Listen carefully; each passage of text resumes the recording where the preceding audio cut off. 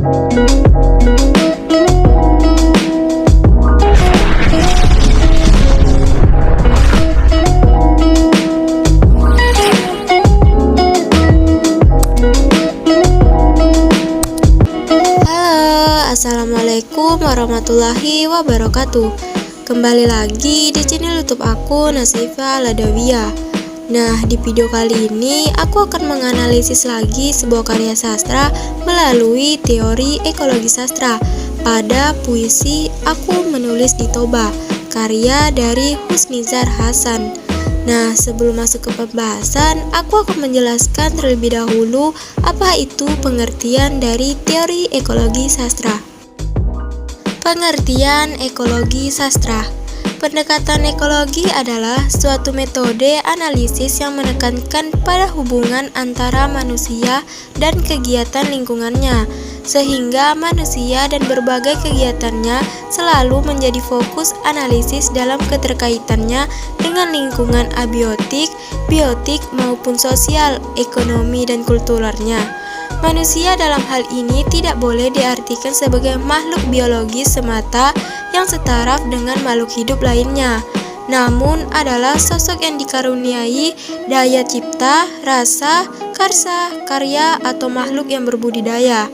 Ekologi sastra adalah studi mengenai pedoman yang berkaitan dengan menulis dan membaca yang menggambarkan serta mempengaruhi interaksi makhluk hidup dengan alam sekitar pada sebuah karya sastra. Hal ini sejalan dengan N. Raswara 2016 yang berpendapat bahwa ekologi sastra merupakan studi yang berkaitan dengan cara-cara mengenai membaca dan menulis, baik mencerminkan serta mempengaruhi interaksi manusia dengan alam. Sebelumnya, mari kita lihat terlebih dahulu puisi karya dari Husnizar Hasan yang berjudul Aku Menulis di Toba. Baiklah, langsung saja masuk ke pembahasan. Pada bait puisi, seperti danau bercinta dengan hujan, aku ingin melihat tajammu menusuk, bagai lukisan barisan serdadu dalam putaran dadu nasibku. Pada bait puisi tersebut, Husnizar mendefinisikan kehidupan itu diibaratkan seperti danau bercinta dengan hujan, di mana danau dan hujan saling melengkapi. Danau selalu butuh hujan, begitu pula sebaliknya. Kehidupan seseorang juga diibaratkan seperti serdadu, karena di dalam serdadu itu terdapat beberapa angka, mulai dari yang terkecil sampai terbesar. Kehidupan pun begitu. Kadang kita merasakan keindahan dan kenyamanan hidup di angka terkecil atau kita sedang diuji oleh Sang Pencipta. Terkadang juga kita berada di atas atau ibarat memiliki nilai dadu terbesar. Apa yang kita lakukan selalu beruntung dan berkah. Peran ekologi dalam bait puisi ini adalah ibarat danau yang bercinta dengan hujan dan tajamnya hujan menusuk. Sepertinya kehidupan ini yang kadang mudah dan kadang susah. Dadu pun bisa diibaratkan seperti kehidupan, karena terkadang saat kita melempar dadu, kita memperoleh angka tertinggi atau bahkan terendah. Begitu juga dengan kehidupan, kita tinggal menjalani dan mensyukurinya saja. Selanjutnya, pada bait puisi, aku menulis di Toba, seperti suratan batinku ditulis di langit, seperti takdir saudaraku ditulis di tangan, seperti nasib negeriku ditulis di tanganmu. Pada bait tersebut diceritakan bahwa Husnizar menulis di Toba, ibarat takdir seseorang yang sudah diatur dan ditulis di langit oleh Tuhan. Begitu juga nasib dan takdir semua orang sudah ditulis dan ditentukan oleh Tuhan. Bahkan nasib negeri ini, yaitu Indonesia, juga sudah ditentukan dan ditakdirkan oleh Tuhan. Tidak ada satu manusia pun yang bisa melawan kekuasaan dan ketentuan dari Tuhan, karena semua itu udah ditakdirkan dan dituliskan di tangan Tuhan. Tetapi nasib seseorang atau negeri bisa dirubah jika terus berusaha dengan optimis dan selalu berdoa. Peran ekologi pada puisi ini adalah tentang kekuasaan Tuhan. Segala sesuatu itu sudah ditakdirkan, ditentukan oleh Tuhan. Manusia, bumi, negeri ini juga sudah ditakdirkan dan sudah ditulis di tangan Tuhan.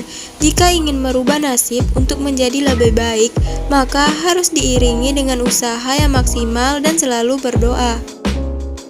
Yang terakhir, pada bait puisi, jangan tutup rahasia malam dengan bulan, jangan tutup rahasia siang dengan matahari. Pada bait tersebut, rahasia bisa diartikan sebagai kesalahan. Jika manusia melakukan kesalahan, baik kecil maupun besar, manusia tidak akan bisa menutupinya dari Tuhan. Mungkin manusia bisa menutupinya dari manusia yang lain, tapi tidak dengan Tuhan. Bahkan dengan bergantinya siang dan malam sekalipun, kesalahan atau dosa yang sudah diperbuat tidak bisa ditutupi. Peran ekologi dalam puisi ini adalah kesalahan manusia tidak akan bisa ditutupi dengan apapun itu di mata Tuhan. Bahkan bulan dan matahari pun menjadi saksi bahwa kesalahan itu tidak bisa ditutupi. Pergantian siang dan malam yang namanya kesalahan tetap harus dipertanggungjawabkan. Baiklah, berdasarkan hasil analisis tersebut tentang ekologi sastra yang ada pada puisi, aku menulis di Toba karya Husnisar Hasan, yaitu ekologi sastra merupakan kajian berbasis lingkungan yang dikaitkan dengan sastra. Dan lingkungan berperan penting dalam sastra. Bawah adanya pola pikir penulis dalam mengaitkan lingkungan dalam sastra dan juga keterkaitan antara sastra dengan lingkungan. Baik itu tentang keindahan alam maupun tentang bencana ataupun kerusakan yang terjadi di alam. Data berbentuk kutipan baik langsung maupun tidak langsung yang merupakan ekologi sastra pada puisi, aku menulis di Toba karya Husnisar Hasan. Setelah dilakukan analisis, data tersebut menghasilkan beberapa poin penting yang mengacu pada bentuk ekologi sastra yang ada pada puisi tiap baitnya. Baiklah, cukup sekian pembahasan tentang teori ekologi sastra kali ini. Semoga bermanfaat dan sampai jumpa di vlog selanjutnya. Terima kasih. Wassalamualaikum warahmatullahi wabarakatuh.